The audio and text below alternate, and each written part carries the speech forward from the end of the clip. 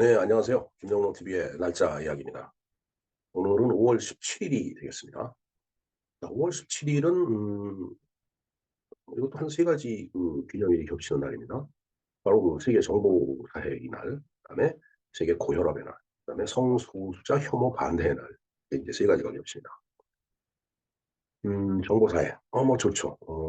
정보화가 됐다라는 것은 뭐 옛날에는 어, 어떤 상황을 알리기 위해서 이제 봉화대나 봉수대를 이용을 했는데 지금은 뭐 인터넷이라는 것이 이제 쫙 깔려 있어. 거의 그 실시간 리얼 타임으로 저기 어떤 그 사건 사고 아니면 어떤 소식이 이제 전해집니다.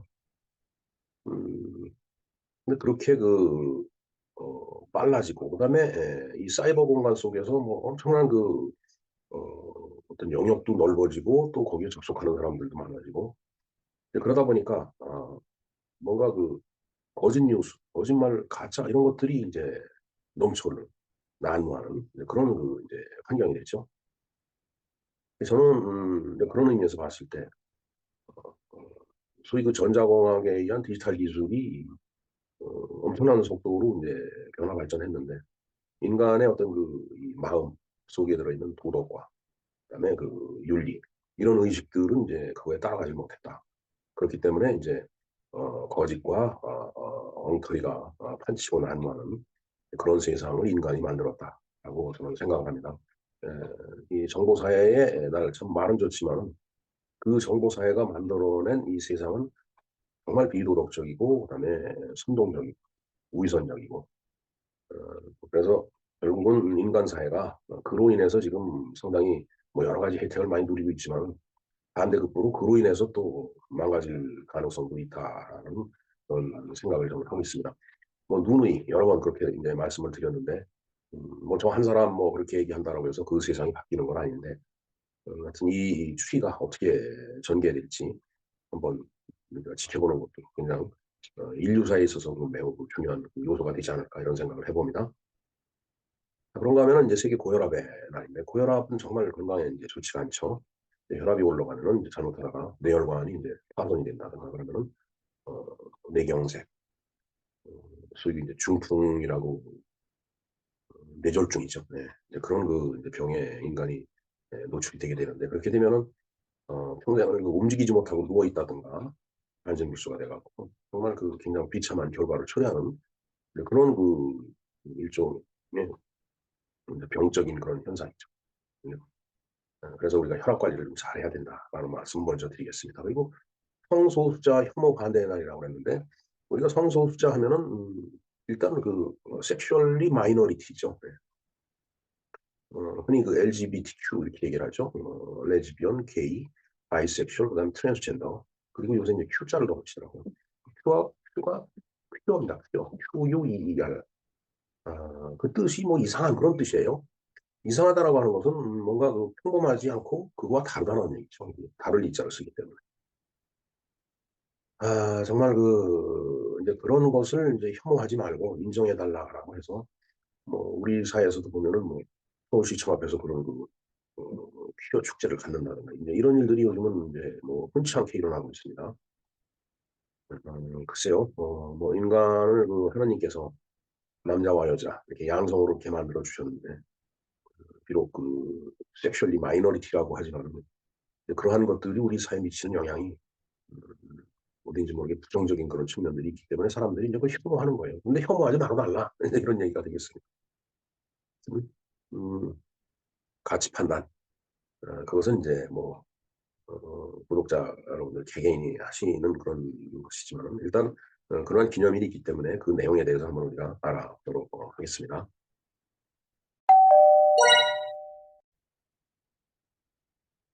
네, 세계 정보 사회의 날에 대해서 한번 공부를 해보겠습니다.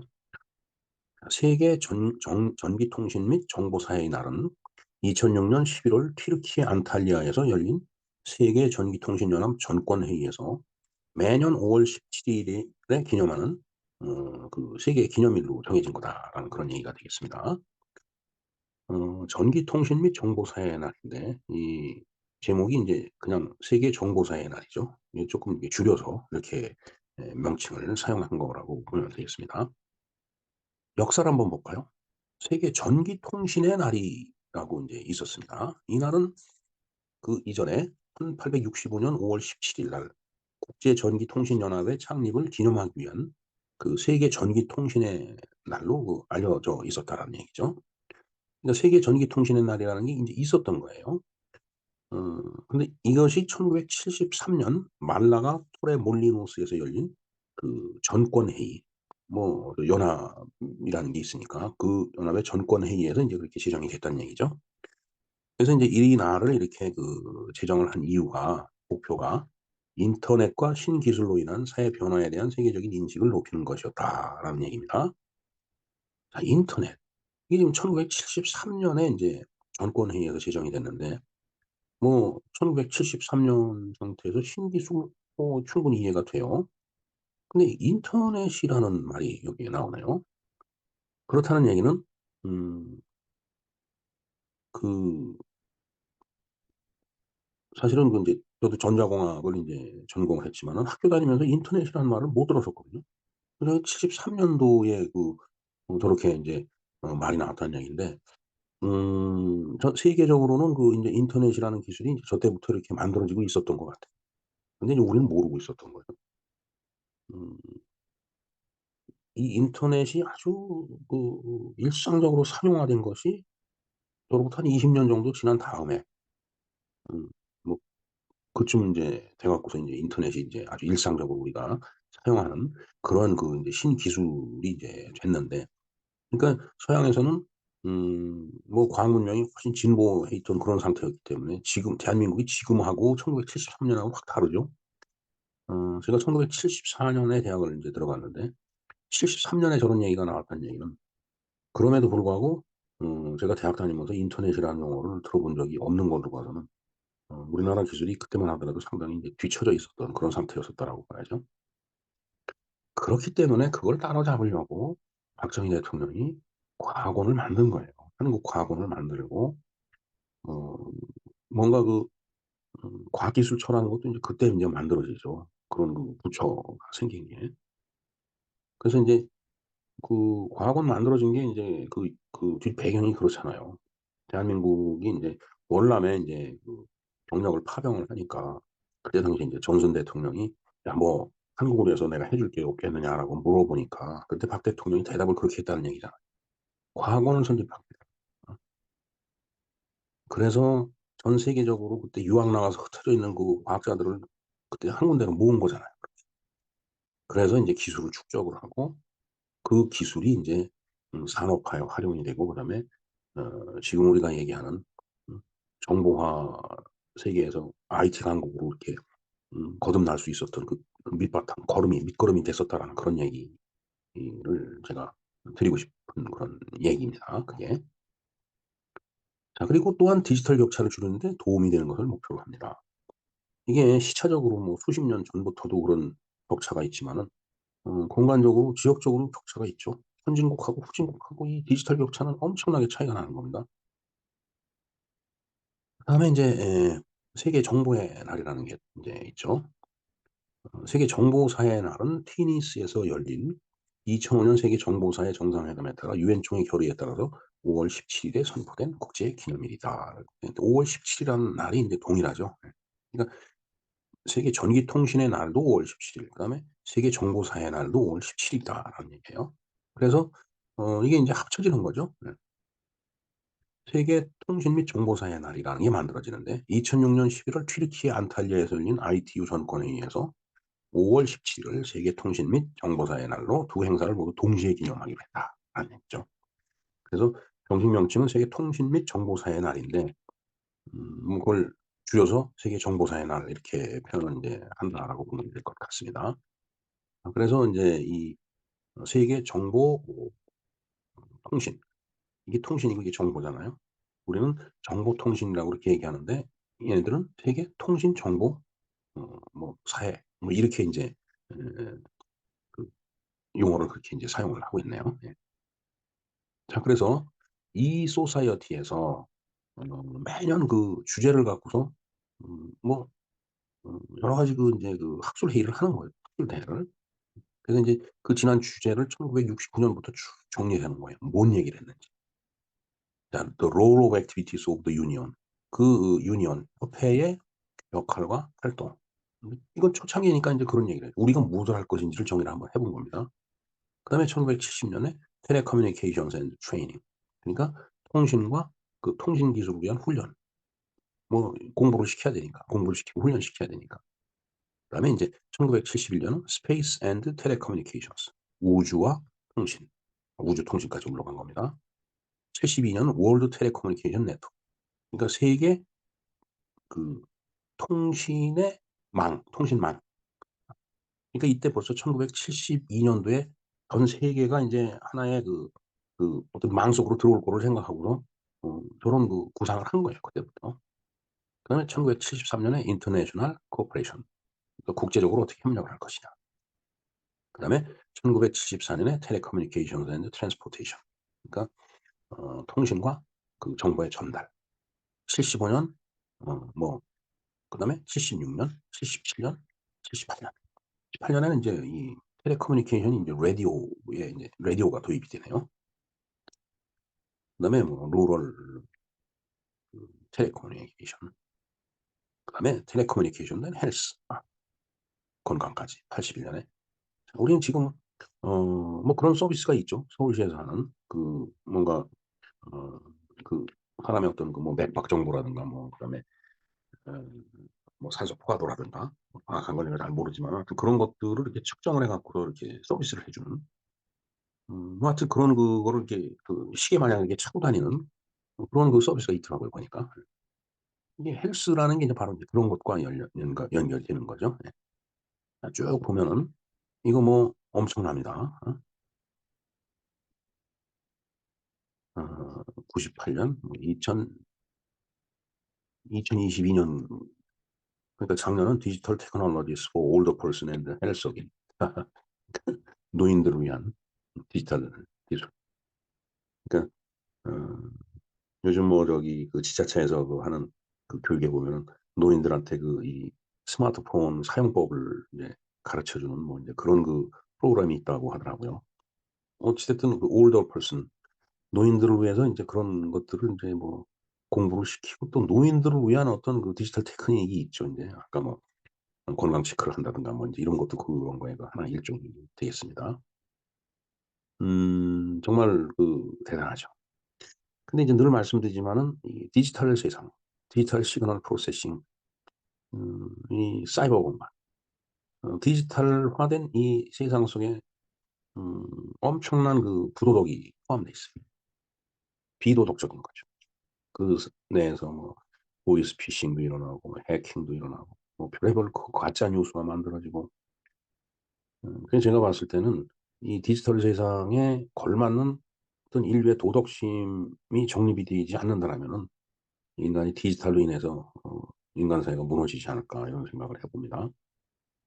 그래서 어느 유튜브에서 보니까 일본은 아직도 플라피 디스켓을 쓰고 있더라.